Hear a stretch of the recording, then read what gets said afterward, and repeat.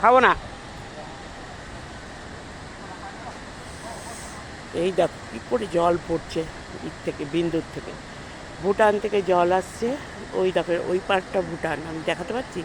Gate করা আছে, গেটের ওই পাশটা হচ্ছে ভুটান, আর এই পাশটা হচ্ছে বিন্দু, মানে ভারতবর্ষের বিন্দু।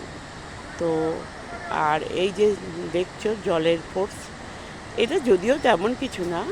তো এরপরে তো আরও হবে, দেখতে পাচ্ছ আমাকে। আমরা এসেছি বিকেলবেলায়, এর আগেও আমি 2-3 বার এসেছি। তো এইবার দিয়ে 3বার হচ্ছে। খুবই প্রথমবার যখন এসেছিলাম তখন তো ভীষণই সুন্দর লেগেছিলো। আর যেহেতু কাছাকাছি আমার ছেলে থাকে, এই জন্য এই জায়গাটা আমার খুব সুন্দর লাগে।